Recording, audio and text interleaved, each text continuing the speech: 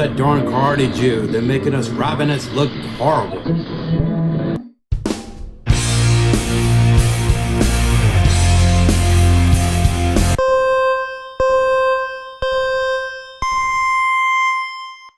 If you've enjoyed this program, please click like and subscribe.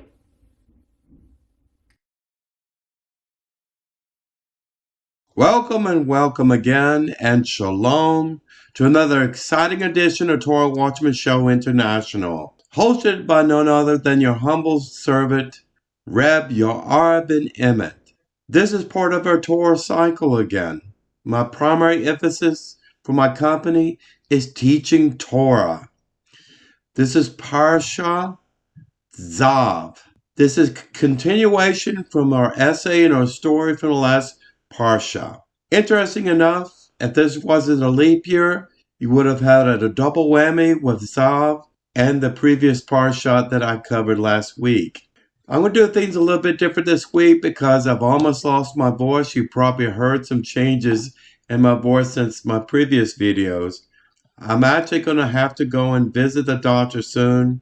I think I have a minor pneumonia kind of thing going on. But, being sick, you can see it. Why is it me? Why is it me? But there's people that are critically ill and sicker and more in pain and misery you can ever imagine, right? But at least for a man, it humbles you to the floor.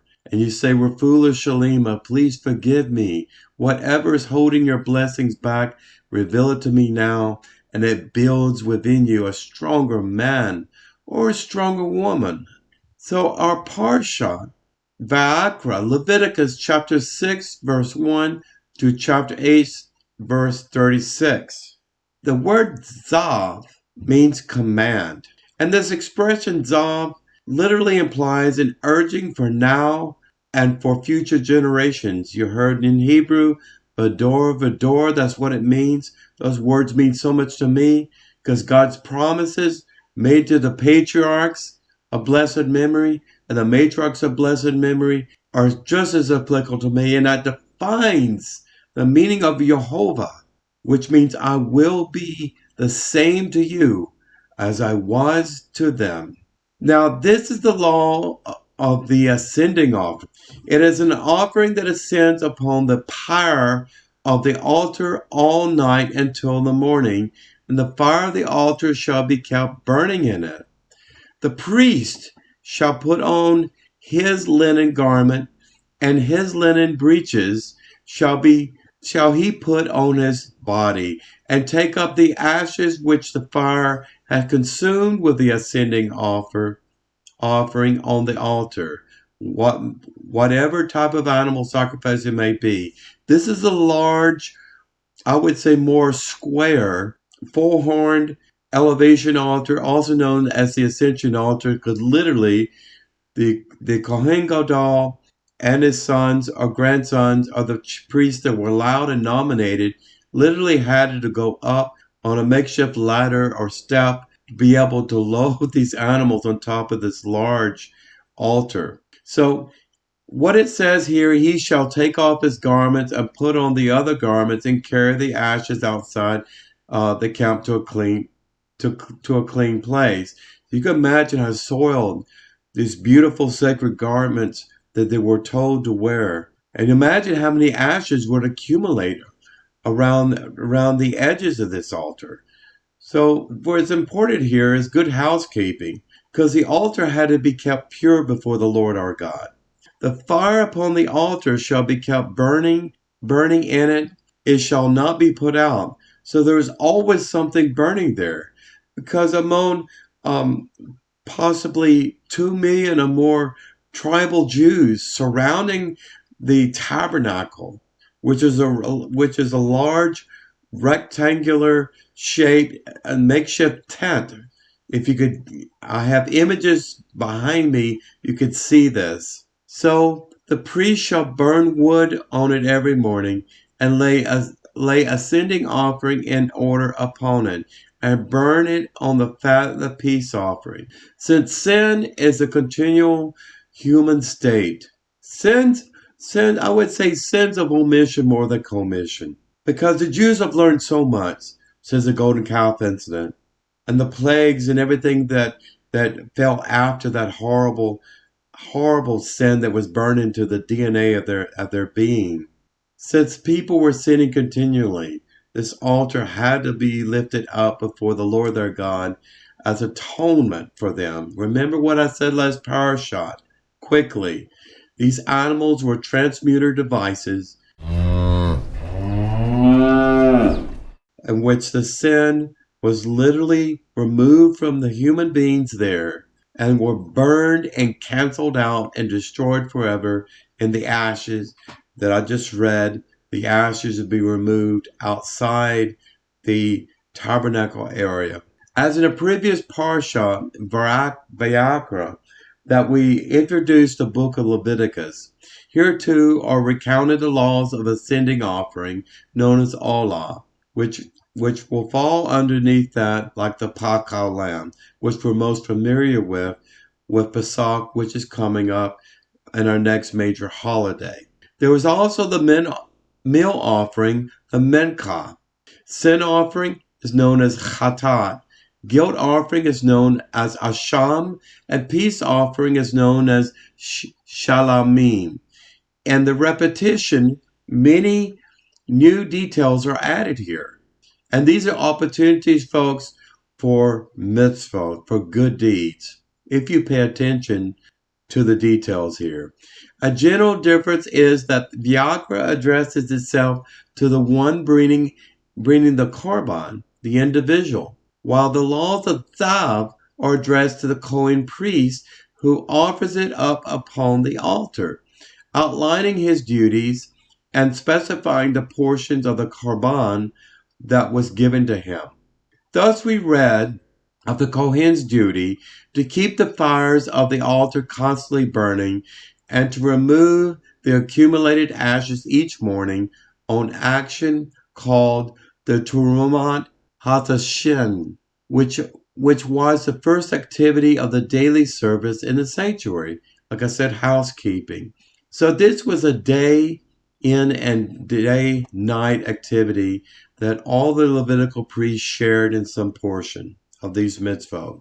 We also learned that each kohen was obligated to bring a meal offering on the day that it was initiated into the service of the sanctuary. The kohen gadol, or high priest, brought a meal offering each day, half of which was offered in the morning and the half in the afternoon.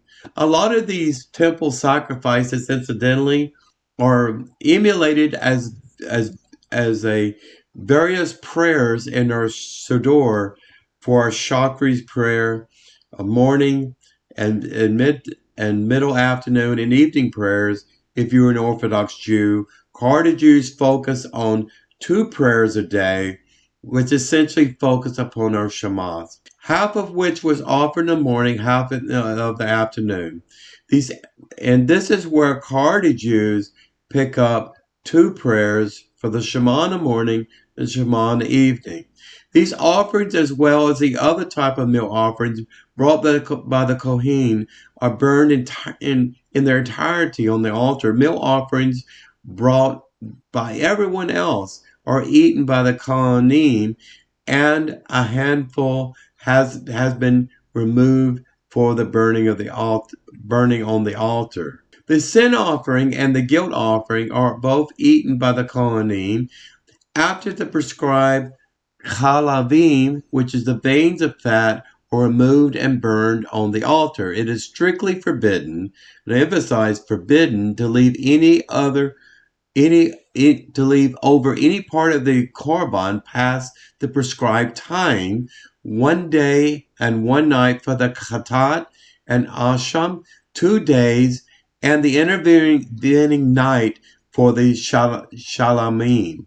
Even the residue absorbed by the pot in which the meat was cooked becomes forbidden consumption thus. An earthen vessel in which it is cooked shall be broken, so it will not be used again.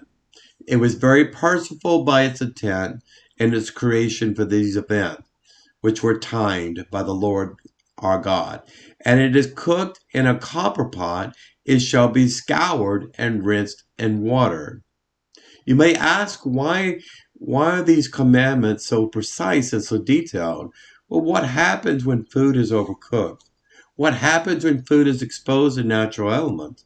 You could get sick, you get food poisoning. I'm not saying God would allow this to happen, but these were tests of their virtue and tests of their faith. And if these rules are violated, there could have been negative consequences. The Torah also sets down the rules in which kohen should receive these portions of the offerings. I may note here that part of the 613 mitzvot are for Levitical priests alone. The priest that offers any man's ascending offering, the priest shall have for himself, and the hide of the ascending offering shall be offered. Meal offerings that are baked in the oven, and those that are prepared in a pot or in a pan, shall be for the priest that offers them. Every offering mingled with oil or dry shall all the sons of Aaron have, one as the other, indistinguishable from rank or privilege. These are for the Levitical priest. How can a man eat and serve the Lord at the same time? The bread is the Torah, the food that feeds us. And this is exactly what the Levitical priests were told, to turn to the Lord their God, and the people would help provide that as well. The next section here is meat and bread. As for the shalamim, the peace offering, mostly modim or thanksgiving, after the prescribed chalavim are burned on the altar, the kohen who performed the offering receives 2 portions of the animal, the hazat or the chest, and the shock, which is the right hind leg. The rest of the meat is eaten by the owner, the one who brought the offering. You see here, there is a coordination. There is a connection between those people that were more elevated before God, the Levitical priests, namely, and those other tribes that were not nominated to be Levitical priests. They all partook of the blessings and contributing to the whole and the wellness of the nation of Israel. One type of shalamim, the Todah, is one of my favorite of Thanksgiving offering. There's a special prayer in America I read for our Thanksgiving ceremony. I read this prayer for the Modim Thanksgiving ceremony. Brought by a person who survived a life-endangering occurrence. It also is accompanied by a meal offering consisting of 4 types of cakes, all prepared with olive oil, unleavened loaves, flat matzot, and loaves made of boiled flour, also unleavened, and leavened loaves. You taking down this recipe? Leaven are permitted in this case, since no part of these loaves were offered on the altar itself. Only unleavened bread. Bread was not made with yeast that rises in traditional sense. The kohen received 1 of each type of cake, while the remainder were eaten by the owner. The portions of the korbanot that were eaten, whether by the kohen or the owner, had to be eaten in holiness, within the parameters of the prescribed time and the prescribed place, depending on the type of korban, either with the sanctuary courtyard or within the city walls of Jerusalem, and the person eating them had to be in the state of ritual purity, or known as tahara. That's why I said that these Tzav means commandments then, the time of Moshe, and commandments in the future after King Solomon built his wonderful temple. Again, the Torah repeats as warning that those portions of the korban offered on the altar, the specified veins of fat and the blood, must not be eaten in any animal eligible for sacrifice: cattle, sheep, goats, birds, whose fat was not specifically offered. Only blood is forbidden. Our Parshah concludes its section on the korbanot, and that's where we're going to talk about now. This is the law for the ascending offering, for the meal offering, for the sin offering, for the guilt offering, and for the inauguration offering, and the sacrifice of the peace offering, which Jehovah commanded Moshe on Mount Sinai, which had the beginnings of these official sacrifices, on the day that it commanded the children of Israel to present their offerings to God in the wilderness of Sinai. Inauguration is our next section. The Torah now relates how Moshe initiated Aaron and his sons at priesthood. We covered this before and at a high level during the 7 days of the inauguration ceremony, which is as Moshe has been instructed in the Parshah Tzav. On each of these 7 days, Moshe erected the sanctuary, anointed it with anointing oil, dressed Aaron and his sons in the priestly garments, and anointed them. Moshe literally taught his older brother, his sons, and his grandsons how to wear these priestly garments, because these garments were placed in the mind of Moshe, so he had envisioned them from the very beginning, probably going back to his journey on Mount Sinai. On each of these days, Aaron and his sons brought a series of offerings, which Moshe officiated as the priest and offered them on the altar. These were a bullock brought as a chatat and 2 rams, one as an olah and the second as a specially ordained ram of inauguration.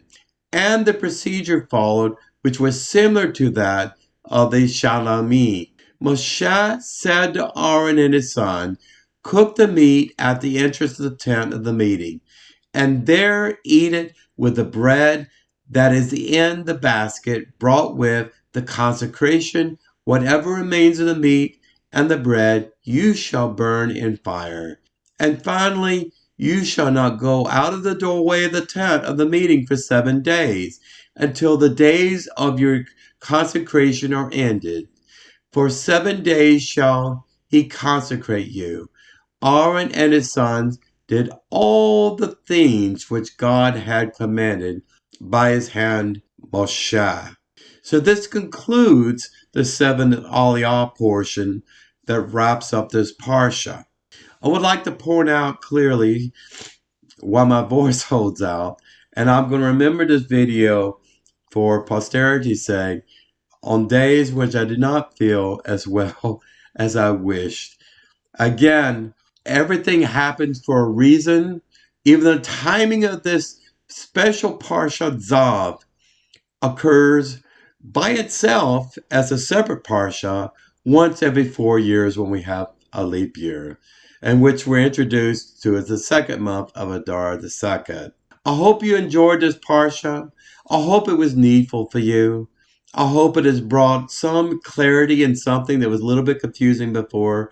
The book of YHWH or Leviticus can be quite, I'm trying to say, too detailed for most readers. Some people might say it's legalistic, but it's righteous legalism. I, as a Cardi Jew now, differentiate between the legalism that rabbinate institute by their own laws, their own social mores, and everything else in their own synagogues and their own cliques, and own favoritism they choose between other people. This is the righteous legalism that we should want and pray for the days of Mashiach to come quickly, that we can reinstitute. And the 3rd temple on Har HaBayit, may we all say Amen. This is Reb Yara ben-Emmett signing out with another edition of Torah Watchman Show International. Listen to my motto. This comes from my heart, and I like to say these words were revealed to me many years ago. I'm a lighthouse on a hill. That will not be hidden. I am the white elephant in the room. I am not politically correct. I am not woke. I will always give you the gut truth, the gut emet truth, and nothing but the truth. If I'm ever wrong, I will retract my statements and issue an immediate apology. My intent here is to teach, to enlighten, to inspire, to enhance your knowledge and encourage you and motivate you to go after the Torah yourself, because the Torah is not to be hidden from anyone. It's not too complicated, too unintelligible for anyone not with a heart to learn and discern, to understand. Even if you do not know Hebrew, okay? Listen, you heard of the World Wide Web. Chabad does a great job. Safea does a good job, my Jewish learning. And there are many, many other sources out there that have these Parshas here in your own native tongue. There is a book of the Tanakh that is bilingual in your language and most language on the planet. We have no excuse not to learn the Torah. Remember, anything touched by God is sacred and divine, and that alone should motivate you to learn more. Take care. God bless you. Shalom Aleichem.